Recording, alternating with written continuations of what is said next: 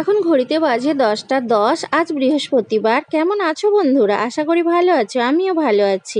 মানসী simple লাইফে তোমাদের সবাইকে স্বাগত। নতুন একটা দিনে নতুন একটা ভিডিও নিয়ে আবারও চলে এসেছি তোমাদের কাছে। আশা করি তোমাদের ভিডিওটা ভালো লাগবে। সঙ্গে থেকো বন্ধুরা।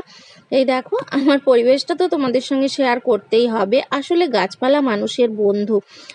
মানুষের জন্য কতটা বন্ধু জানি না, কিন্তু এই গাছপালা, ফুল ফল, পশু পাখি এরা কিন্তু তোমাদেরকে কখনোই ধোঁকা দেবে না। মানুষ যতটা মানুষকে ধোঁকা দিতে পারে। যাই হোক, আমার বাগানে দেখো নতুন ফুল ফুটেছে, রেন লিলি। কি সুন্দর দেখতে, দেখো অপূর্ব সুন্দর। একটা মানুষের দিকে তুমি তাকিয়ে যতটা না তোমার শান্তি অনুভব করতে পারবে, কিন্তু এই ফুল ফল প্রকৃতির বিভিন্ন রূপ দেখে তোমার শান্তি অনুভব হবেই হবে। কথাটা ঠিক বললাম না ভুল বললাম বন্ধুরা? কমেন্ট করে জানিও। যাই হোক, টিফিন করে নিলাম। কি বলো তো, সকালবেলা না দিদি সয়াবিনের তরকারি বানিয়েছিল, তো ওই দিয়ে একটু ভাত খেয়ে নিয়েছি। আসলে বড় ছেলের পরীক্ষা ছিল, ভাত হয়েছিল, তাই একটু ভাতই খেয়ে নিলাম। ভাত খেতেই বেশি ভালো লাগে, মুড়ি রুটি খুব একটা ভালো লাগে না আমাদের। যাই হোক, এদিকে খাওয়া দাওয়ার পরে রান্নাটা চাপিয়ে দিলাম। আজকে মুগ ডাল আর মসুর ডাল মিক্সড করে ডাল বানাবো। আর এইদিকে ভাত আর ডালটা চাপিয়ে দিয়েছি। আর কি কি সবজি কেটে দিয়েছে দেখো। এটা তেতো পাট, তোমাদের দাদাভাই কিনে এনেছিল। মিঠে পাট আর তেতো পাট প্রচুর পরিমাণে তোমাদের দাদাভাই আমাদেরকে খাওয়ালো। তো এখানে দেখো সবজি বলতে পটল কেটেছে, কুঁদরোই কেটেছে, আর আলু আর কাঁঠালের বীজ কাটা আছে। এই দিয়ে একটা তরকারি বানাবো। আর বিচে কলা 2-3টের মতো ছিল, ওটাও দিদি কেটে দিয়েছে, ওটা সেদ্ধ করে নেব। আর তেতো পাটের আজকে না বেসন দিয়ে পকোড়া বানিয়ে নেব, শুধু ভাজা করব না। আর এই তেতো পাটের পকোড়াটা খেতে কিন্তু বেশ ভালো লাগে। ঠিক কীরকম স্বাদ লাগে তোমাদেরকে আমি বলে নিচ্ছি। ওই যে তোমরা হিংচের পকোড়া বানিয়ে খাও না, ঠিক তেমনই লাগে, একই রকম টেস্ট বলতে পারো। তেতো তেতো তো ভালোই লাগে খেতে বন্ধুরা। তো দেখো, আজকে আম ডাল বানাবো। অনেকদিন পর কাঁচা আম এনেছে। না, আমটা কেনা নয়, একজনের বাগানে হয়েছিল, তো 2টো আম দিয়েছে, তো আম দিয়ে ডাল বানিয়ে নিলাম। তোমরা ভাবছো তো মুগ ডাল মুসুর ডাল মিক্সড করে আবার আম ডাল হয়? হ্যাঁ বন্ধুরা, মুগ ডাল দিয়েও আম ডাল করা যায়, খেতে খুবই ভালো লাগে। তোমরা একবার ট্রাই করে দেখতেই পারো। আর শুধু মুগ ডাল দিয়েও তোমরা আমের ডাল বানাতে পারো, ভালোই লাগে খেতে। আর এটা কি বলো তো বন্ধুরা? তাল।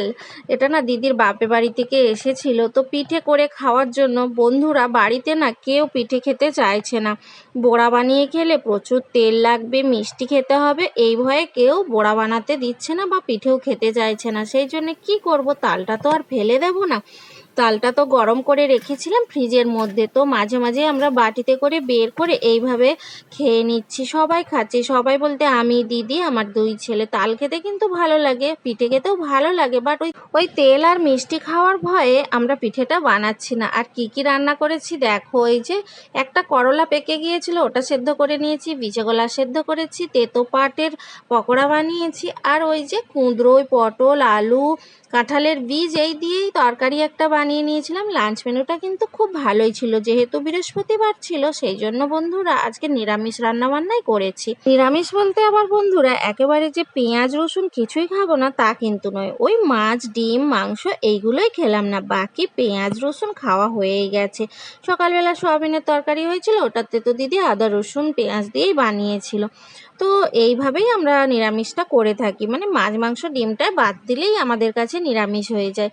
এখানে আজকে কত ফুল ফুটেছে দেখো। সকালবেলা তো তোমাদের সঙ্গে কিছুটা শেয়ার করেছি। আর এটা বাইরের দিকের যে ফুল গাছগুলো রয়েছে, কত বড় বড় জবা ফুল ফুটেছে দেখেছো। আর ওয়েদারটা দেখো, একদম মেঘলা হয়ে রয়েছে, বৃষ্টি কিন্তু হচ্ছে না, আর হালকা হালকা রোদ বেরিয়েছে। আসলে বর্ষাকালের ওয়েদার তো এমনই হয়, তাই না? 1টা 10 বাজে, এখনো দাদা ভাইরা ফেরেনি। ওরা আসলে খাওয়া দাওয়া করবো, প্রতিদিনেরই মতো একসঙ্গে খাওয়া দাওয়া করি। তো খাওয়া দাওয়ার পরে একেবারে সন্ধ্যাবেলা তোমাদের সঙ্গে দেখা হচ্ছে। এই দেখো বন্ধুরা, গুড ইভিনিং হয়ে গেছে, এখন আমরা কিচেনে চলে এসেছি। দিদিকে দেখছো কত আরাম করে তাল খাচ্ছে। তালের বড়া বা পিঠে কিছুই বানায়নি, কারণ ওই যে বললাম তোমাদেরকে কেউই খেতে চায় না। তো দিদি এখন তাল খেয়ে নিচ্ছে, আমিও খাবো। কিন্তু বন্ধুরা, তাল খেতে না আমার ভীষণ ভালো লাগে, আর আঁঠি ধরে তাল খেতে খুবই ভালো লাগে। আমাদের না অনেকগুলো তাল গাছ ছিল, কিন্তু বিভিন্ন কারণে তাল গাছগুলো কেটে দেওয়া হয়েছে, যার জন্য বাড়িতে আর তাল নেই। এই যে বাপের বাড়ি থেকে দিদির তাল এসেছিল, তো খুব আশামিটি তাল খেয়েছি, খুবই ভালো লেগেছে। সবাই তো আমের শরবত বানিয়ে খায়, আমের আইসক্রিম বানিয়ে খায়, তো আমরা তাল ফ্রিজে রেখে এইভাবেই খেয়েছি। খুব মজা করে খেয়েছি, খুব ভালো লেগেছে। পিঠের জন্য কোনো রকম কিছু মনেই হয়নি। বন্ধুরা, তোমাদের বাড়িতে কতবার তালের পিঠে বানিয়ে খেয়েছো কমেন্টের মাধ্যমে জানিও কিন্তু। যাই হোক, আমাদের ডিনারের মেনুটা দেখে নাও। ডালের বড়া দিয়ে তরকারি বানাবো, আলু, বেগুন আর পেঁয়াজ দিয়ে। আর মশলা তো কি কি নিয়েছি তোমাদের সঙ্গে শেয়ার করেই নিয়েছিলাম, তাও আরেকবার বলে দিই। লবণ, হলুদ, গুঁড়ো লঙ্কা আর জিরে গুঁড়ো, পেঁয়াজ এই দিয়েই আমি আজকের ডালের বড়াটা বানিয়ে নিচ্ছি। এইভাবে ডালের বড়ার তরকারি খেতে খুবই ভালো লাগে। আর আমাদের ডিনারের মেনুতে এই ডালের বড়ার তরকারিটা প্রায় সময়ই হয়ে থাকে। আর এই ডালের বড়ার তরকারিটা আমাদের পরিবারের সবার খুব প্রিয় একটা তরকারি। বন্ধুরা, তোমরাও কিন্তু এইভাবে বড় বড় করে ডালের বড়া বানিয়ে আলু বেগুন দিয়ে এইভাবে রান্না করে খেতে পারো, খুব খুব টেস্টি হয়।